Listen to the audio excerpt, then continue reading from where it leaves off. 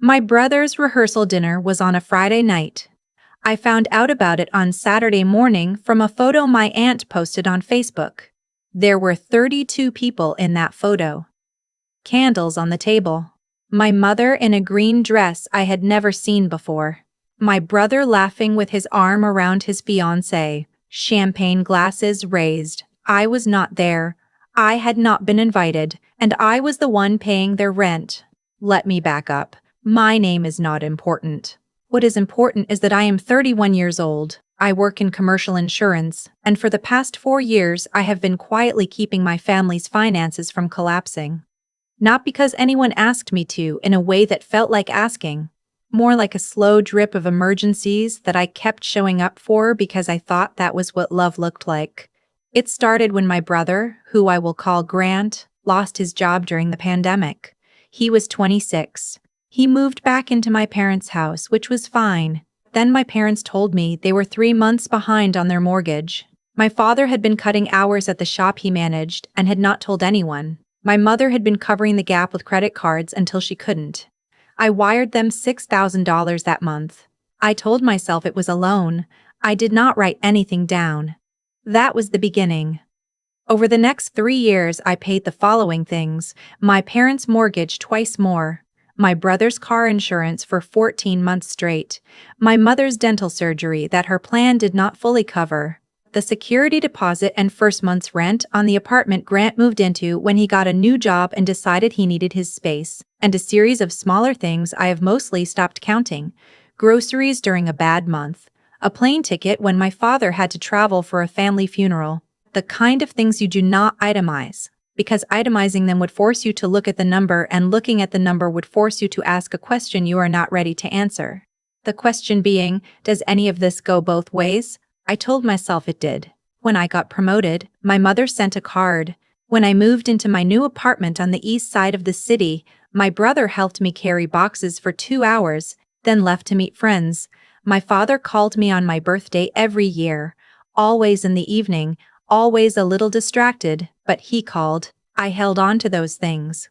I arranged them in my mind like furniture and called the arrangement a relationship. I was good at that. Arranging.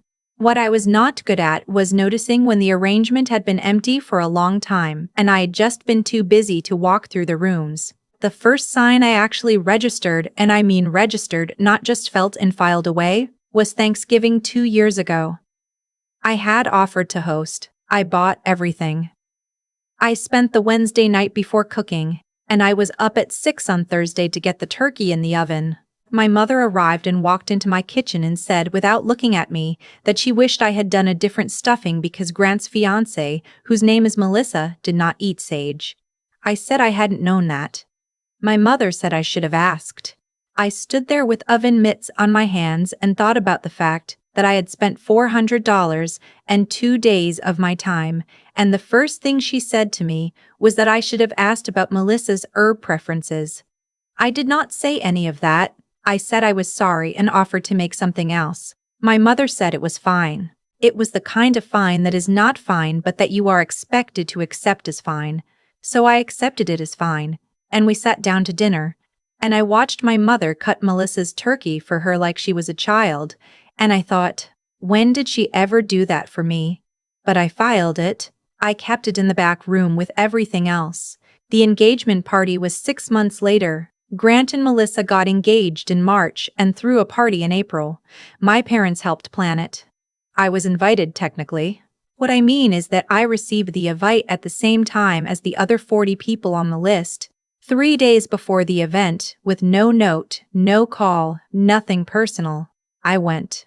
I brought a gift. I stood near the food table for most of the evening because no one came to find me and I did not know how to insert myself into conversations that had clearly been happening without me for some time.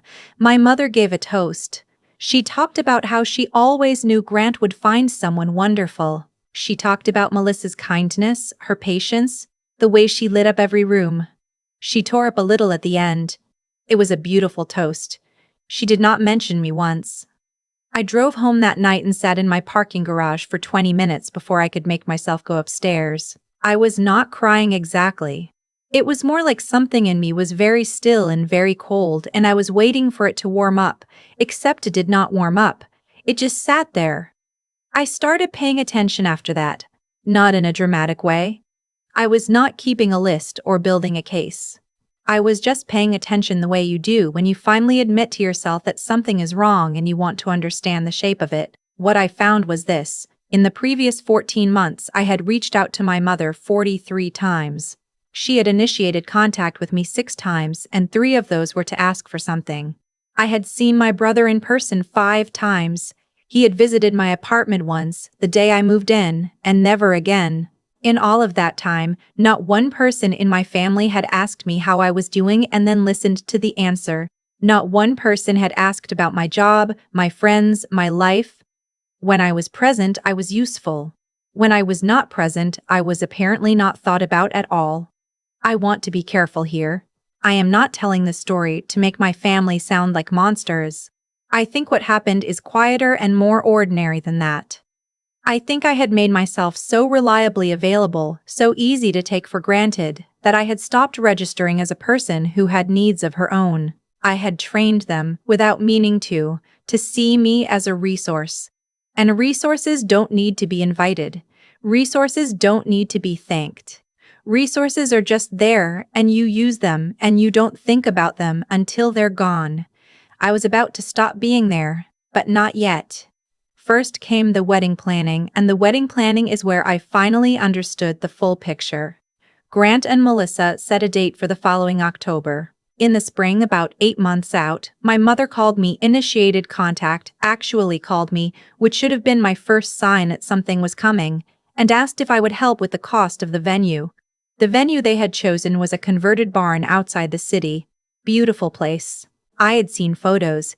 It held 120 guests and it cost $11,000 for a Saturday in October. My mother explained that Grant and Melissa had already put down a deposit using money Melissa's parents had contributed, but that the remaining balance was more than they could manage without help. She asked if I could contribute $3,000. I asked her what Grant was putting in. She said Grant and Melissa were handling the catering. I said that wasn't what I asked. There was a pause. My mother said that Grant had his own expenses and that this was a family thing, and she hoped I understood the importance of showing up for family. I want you to let that settle for a moment. The woman who had not mentioned me in a toast at her son's engagement party was now asking me for $3,000 and framing it as a question of whether I understood the importance of showing up for family. I said I would think about it. I spent a week thinking about it, and what I thought about was not really the money. $3,000 was not nothing, but it was not going to change my life. What I thought about was the rehearsal dinner photo I had seen on Facebook. The 32 people, the candles, the champagne, the fact that no one had called me. I pulled up my bank records. I added up everything I had sent or spent on my family's behalf over 4 years. I am not going to tell you the number here because the number is not the point, but I will tell you that when I saw it, I had to put my phone down and walk to my kitchen and drink a full glass of water before I came back to it. Then I did something I had never done before. I called a financial advisor I had worked with through my company. I explained the situation in general terms and asked her what she would do. She listened to everything and then she said, "Have you ever thought about what happens to your own financial goals if this continues for another 4 years?" I had not thought about it. Not really. Not as a concrete thing. She helped me think about it. It took about 20 minutes, and by the end of those 20 minutes, I understood something I had been successfully avoiding for a long time. I had been funding other people's lives at the direct expense of my own. I did not have the emergency fund I should have had. I had not contributed what I should have to retirement. I had put off things that mattered to me, a trip I wanted to take, a down payment I was supposedly saving for, over and over again because there was always something my family needed first. I was 31 years old and I had been acting like my own life was a lower priority than everyone else's comfort. I called my mother back 4 days after her initial ask and I told her I was not going to be able to contribute to the venue. She was quiet for a moment. Then she said she was disappointed. She said she had thought I understood how important this was. I said I did understand and that I wished Grant and Melissa a beautiful wedding, but that I needed to make some changes in how I managed my finances going forward. She said, "What does that mean?" I said I would explain more when I had worked it out fully, which was true. I had not worked it out fully yet. She hung up after a few more minutes that were not warm. 2 days later, my brother called me.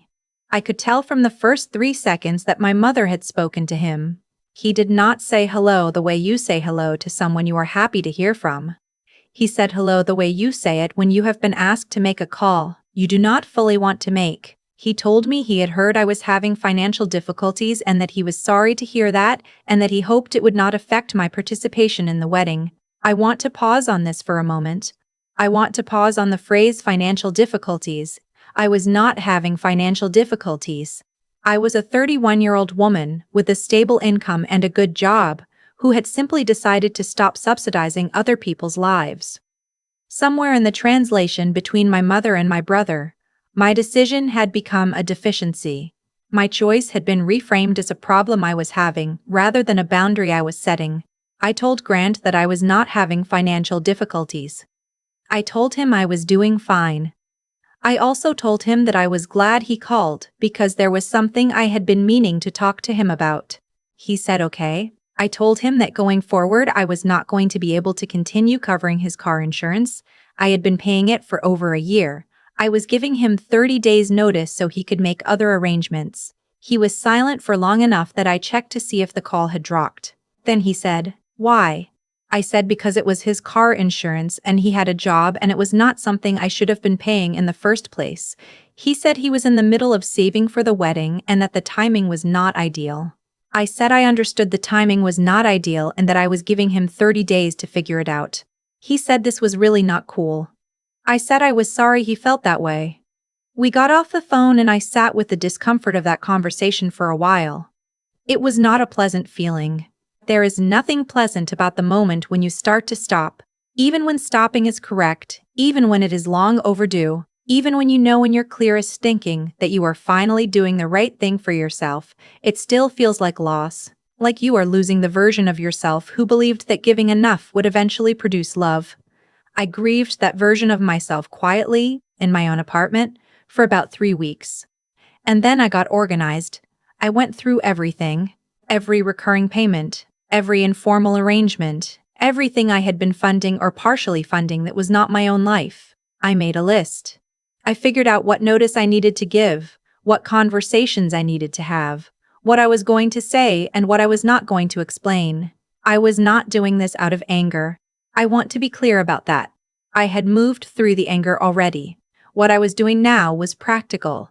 I was building the life I should have been building for 4 years, and that required stopping the slow bleed first. The one piece I had not yet addressed was my parents' apartment. Here is something I had never told anyone. My parents did not know who owned their building.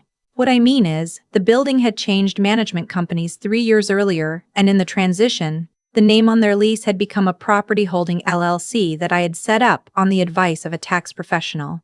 It was clean, it was legal, it was my name on no document they had ever read. They paid rent to the LLC. They had never asked who was behind it, and for 3 years I had never told them. I had not set it up to be deceptive. I had set it up because a colleague had advised me that direct family landlord arrangements were legally complicated and that having a business entity in between was cleaner and more protective for everyone. She was right, it was cleaner.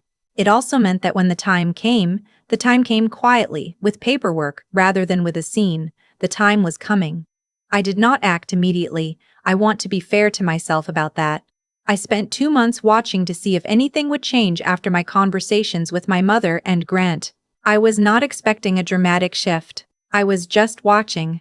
What I observed was that my mother stopped calling me almost entirely. My brother texted me once about something unrelated to the wedding and did not mention our previous conversation. I was not included in any further wedding planning. I found out the bachelorette trip dates from Melissa's public Instagram. I was not invited on the bachelorette trip. I was not angry about the bachelorette trip. I want to be precise, I felt the specific sadness of confirming something you already knew, but had been hoping was not true. It was not a new pain. It was an old pain that had finally been given a clear shape.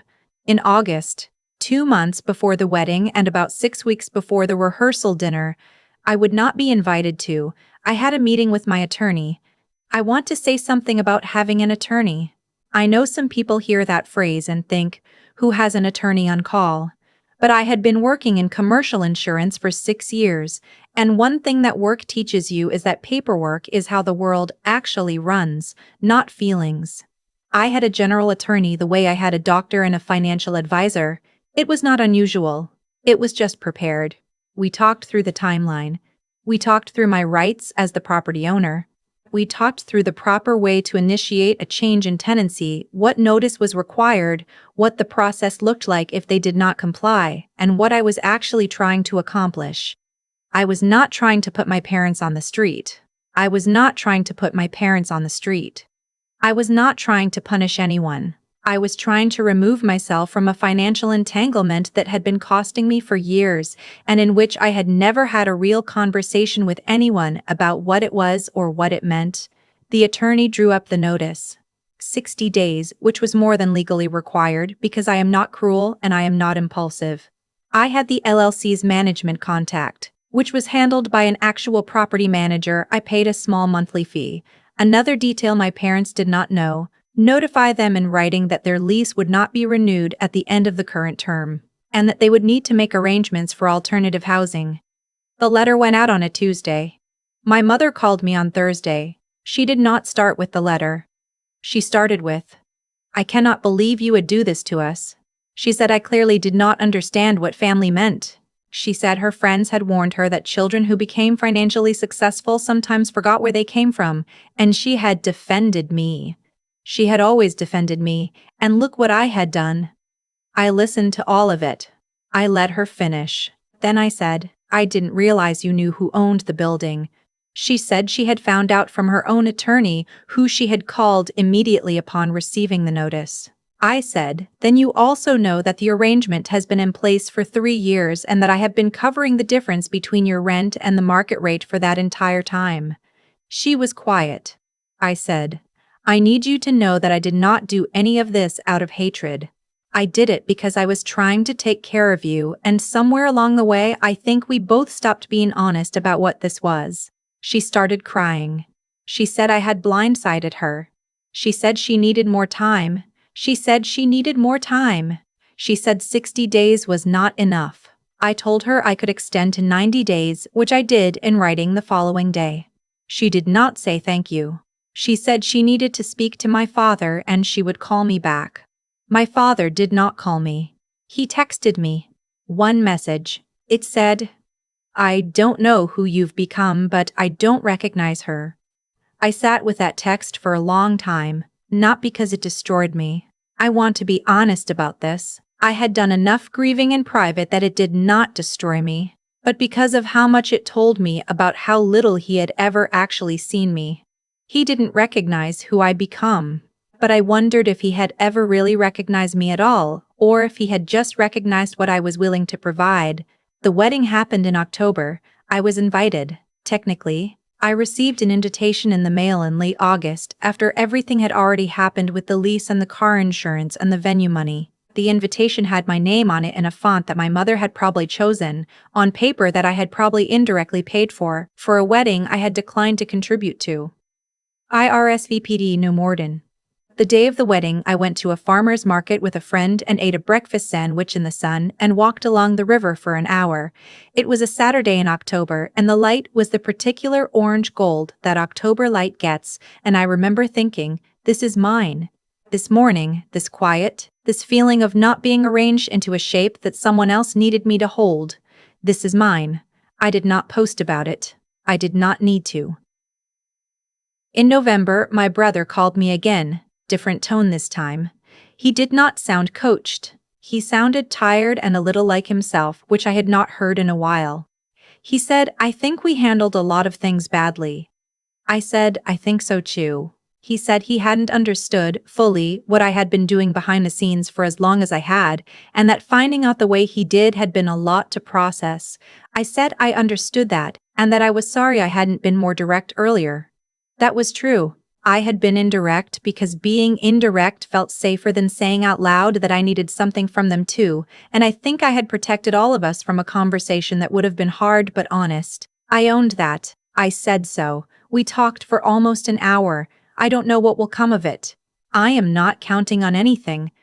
But it was the first conversation I had had with my brother in years where he asked me questions about my life and waited for the answers, and that was something. My mother and I are not there yet. Maybe we will get there.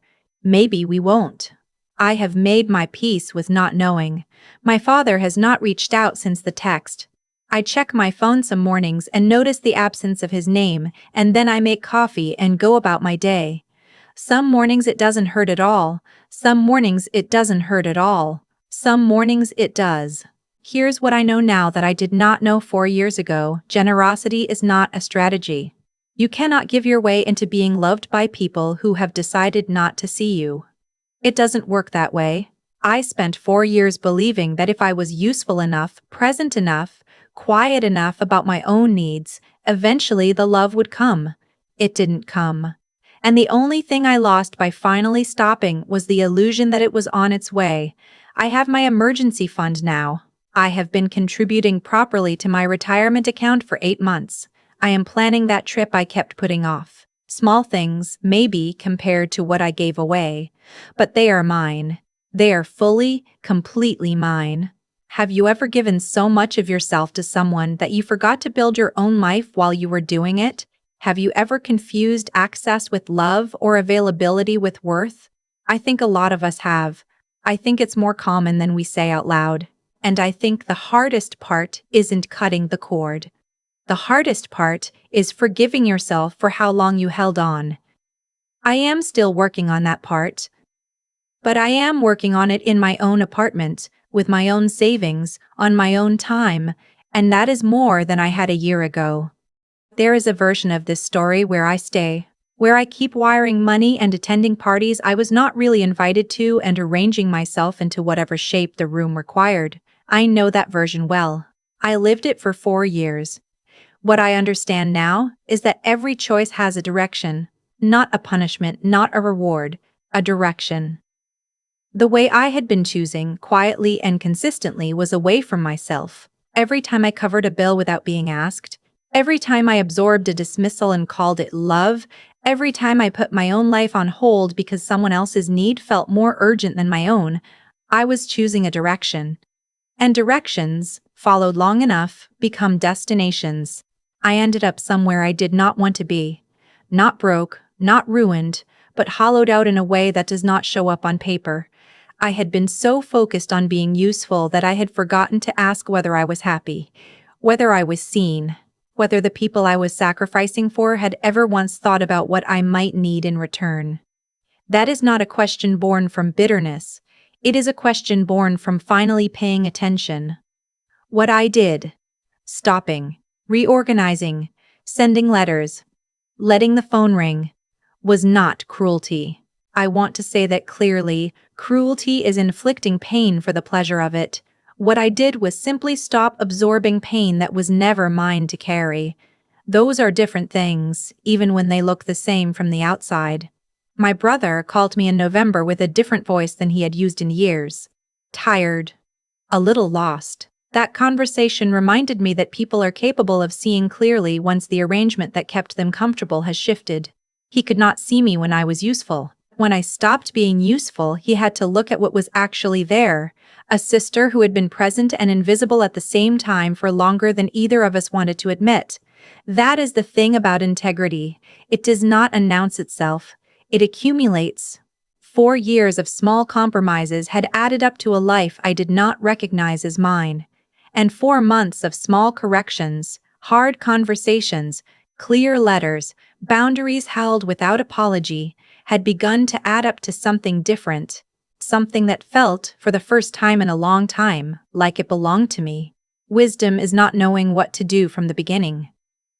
Wisdom is being honest enough, eventually, to look at the gap between what you are doing and what you actually believe, and then being brave enough to close it. I was not wise at 27 when I wired the first $6,000 without writing anything down. But I was wiser at 31 when I finally stopped and asked myself what I was really trying to buy. You cannot purchase love with logistics. You cannot earn belonging by making yourself indispensable. What you can do, what I am doing, slowly, imperfectly, is build a life that reflects what you actually value, and trust that the people worth keeping will find a way to meet you there. I am still building. Some mornings are harder than others. But it is mine, and that is the only foundation worth standing on.